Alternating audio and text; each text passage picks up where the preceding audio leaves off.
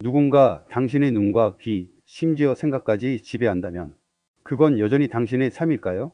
안녕하세요. 오늘은 조지 오웰의 충격적인 디스토피아 소설 1984를 함께 읽어보려 합니다. 이 작품은 단순한 미래 예언이나 공상과학 소설이 아닙니다. 그 안에는 우리가 너무도 당연하게 여기는 자유와 진실이 어떻게 조작될 수 있는지를 보여주는 날카로운 경고가 담겨 있습니다. 한 남자의 절망 속 투쟁, 사랑의 희망, 그리고 잔인한 체제의 실체. 이 이야기 속에서 우리는 과연 무엇을 발견하게 될까요? 지금부터 그 깊고도 어두운 세계로 함께 들어가 보겠습니다. 1984 줄거리 요약? 배경. 1984는 전체주의가 지배하는 가상의 미래 사회, 오세아니아를 배경으로 합니다. 이 나라는 절대 권력자 빅 브라더가 모든 것을 감시하고 통제하며 당이 국민들의 삶과 생각, 감정까지 철저히 지배합니다. 언어, 역사, 진실, 심지어 기억조차 조작되는 사회입니다. 주인공 윈스턴 스미스?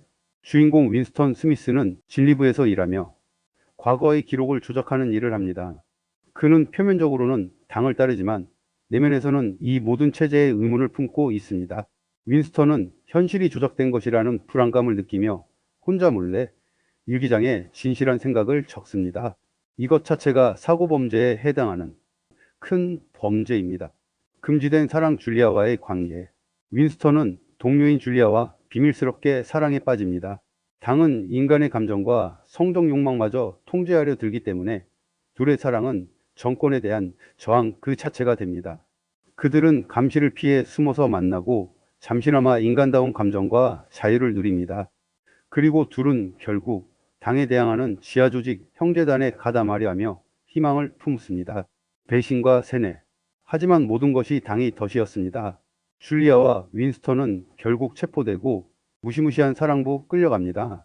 윈스턴은 오브라이언이라는 당 간부에게 고문과 세뇌를 당하며 그의 신념은 무너지기 시작합니다. 인간은 고통 앞에서 너무도 약하다는 것을 보여주듯 윈스턴은 결국 줄리아를 배신하고 자신을 완전히 포기합니다. 비극적인 결말.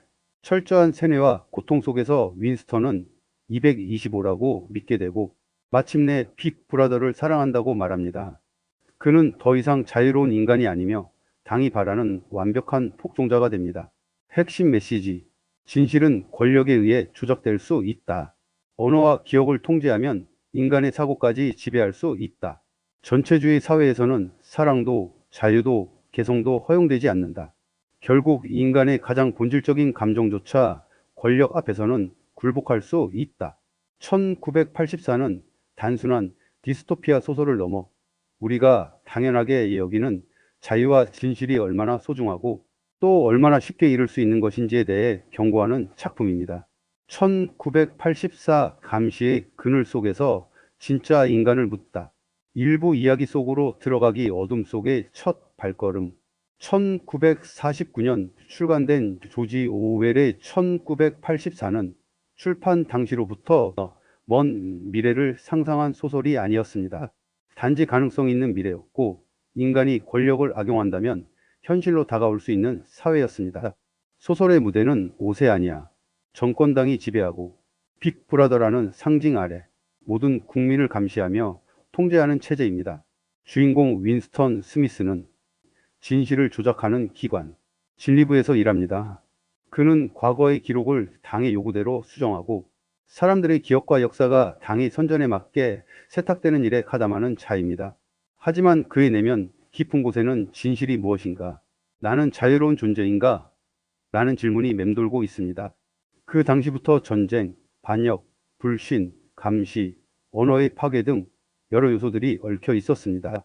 텔레스크린이 집 안팎을 감시하고 사소한 행동이나 말 한마디도 당의 감시에 걸릴 수 있으며 사고범이라는 개념이 존재해 사람의 생각조차 통제되고 처벌받을 수 있는 사회입니다.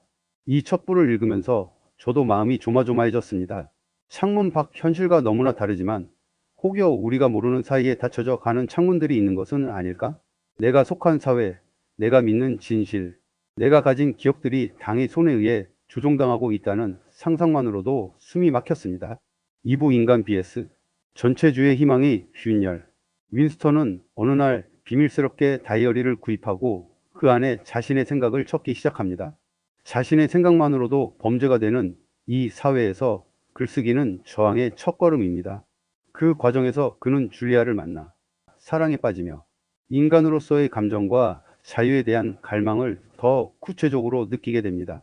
줄리아와의 관계는 단순한 로맨스가 아닙니다.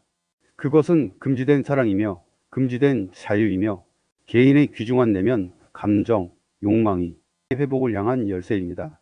줄리아는 윈스턴처럼 세계 전체를 바꾸려는 거창한 계획보다는 작고 실생활 속 작은 자유를 갈망합니다. 이 둘의 차이를 통해 독자는 카리스마 있는 자아와 현실적인 저항 사이의 간극도 보게 됩니다. 이 부를 통해 저는 진정한 저항이란 거대한 혁명이 아니라 내가 지금 있는 자리에서 올바르게 생각하고 느끼는 것에서 비롯된다는 것을 느꼈습니다. 비록 당이 감시하고 통제하지만 마음의 불꽃을 꺼뜨리지 않으려는 인간의 본성이 보입니다. 희망은 어둠 속에서도 완전히 죽지 않는다는 것, 그것이 이 소설이 던지는 메시지 중 하나라고 생각합니다. 3부 언어, 진실, 기억의 왜곡. 소설의 중심에는 언어와 기억, 진실의 조작이 있습니다. 당은 뉴스피크라는 언어를 도입하여 사람들의 사고 자체를 제한하려 합니다. 더 적은 단어, 더 단순한 문장, 더 명확한 금지와 허용. 그렇게 사고할 수 있는 공간을 줄이는 것이죠. 또한 과거의 역사를 당의 필요에 따라 완전히 바꿔버립니다. 승리부는 신문, 책, 기록, 통계 모두 당의 정책과 이념에 맞게 수정되고 잘못되었다면 과거에 있었던 사실도 지워지고 퇴체됩니다. 당이 어제 말한 것만이 진실이다라는 식으로 현실이 재구성됩니다.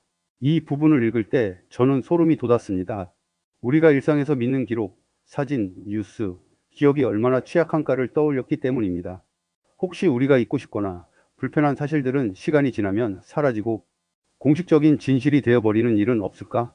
개인의 기억마저 대중의 기억이 되고 국가의 기억이 되는 순간 우리는 진짜 나 자신을 잃는다는 공포가 밀려옵니다. 사부 파멸로 가는 길, 고통과 배신. 윈스턴의 저항은 결국 당의 손에 들키게 됩니다. 오브라이언이라는 인물이 동지인 듯 첩근하지만 그는 당의 일원이며 윈스턴을 배신합니다. 윈스턴은 진실을 찾고자 했지만 당은 고문과 세뇌를 통해 그의 몸과 정신을 산산이 부숴버립니다. 매질, 고문, 고립, 굶주림 인간이 겪을 수 있는 최악의 고통들을 겪어가면서도 윈스턴은 자신의 신념을 포기하지 않으려 했습니다. 그러나 결국 그는 멸시받는 감정마저 의심받는 공간 안에서 스스로를 되돌아봅니다. 무엇이 진짜인지 어떤 감정이 순수한지조차 구분할 수 없는 상태까지 몰립니다.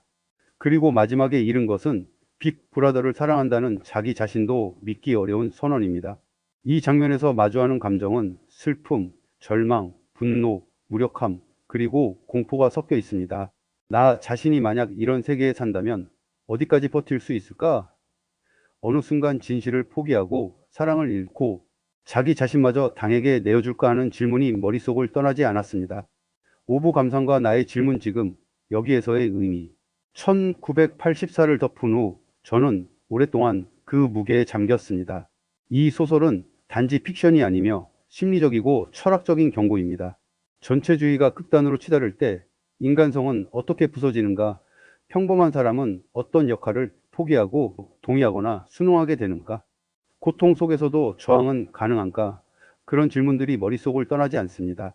오늘 우리가 사는 사회에도 이 책이 던지는 경고는 유효합니다. 감시 기술의 발달, 정보의 왜곡, 여론 조작, 개인의 사생활 침해, 언어의 함정 모두 소설 속 요소들과 닮아 있습니다. 이러한 현실 앞에서 우리는 무엇을 할 수 있을까요? 진실을 기억하고 비판하고 표현하는 자유를 지키기 위해서는 우리의 작은 생각, 우리의 작은 일상, 심지어 침묵하지 않는 것이 중요함을 깨달았습니다. 1984는 패배로 끝나는 이야기일지 모르지만 그 패배가 무의미한 것이 아님을 말해줍니다. 윈스턴이 사랑했고 기억했고 질문했기에 비록 그는 패배했지만 그의 싸움은 사람들에게 경종을 울립니다. 그것이 이 작품의 위대한 힘입니다. 마지막으로 제 자신에게 묻고 싶습니다. 나는 얼마나 진실을 말하고 있는가? 내가 믿는 기억은 과연 나만의 것인가? 아니면 타인의 손에 의해 조작된 것인가? 내 삶 속에서 자유란 무엇인가? 이 질문들이 여러분께도 작게나마 떨어졌기를 바랍니다. 이 책은 읽히는 순간이 아니라 묻히는 순간 진정한 가치가 있습니다. 읽으면서 가끔 폐부 깊숙이 찌르는 고독감을 느꼈고 또 동시에 작지만 꺼지지 않는 희망의 불씨도 보았습니다. 1984는 우리 모두에게 인간다움이란 무엇인지, 진정한 자유란 어떤 것인지 다시 묻는 책입니다. 1984는 우리에게 묻습니다. 진실이 지워지고 감정이 금지되며 사랑이 죄가 되는 세상에서 우리는 과연 인간일 수 있을까요? 윈스턴의 비극적인 여정을 통해 우리는 결코 잊지 말아야 할 진실을 깨닫게 됩니다. 자유는 싸워서 지켜야 하는 것이며 권력은 늘 진실을 두려워한다는 것. 우리가 사는 세상은 1984처럼 완전한 전체주의 사회는 아닐지 몰라도 그림자처럼 다가오는 감시, 조작, 통제의 기운은 결코 낯설지 않습니다. 이 책을 덮는 순간 우리는 질문해야 합니다. 나는 지금 생각하고 있는가? 아니면 생각당하고 있는가? 진실을 지키고 사랑을 기억하며 인간답게 살아가기 위한 용기. 그것이 1984가 우리에게 전하고자 했던 가장 큰 메시지 아닐까요?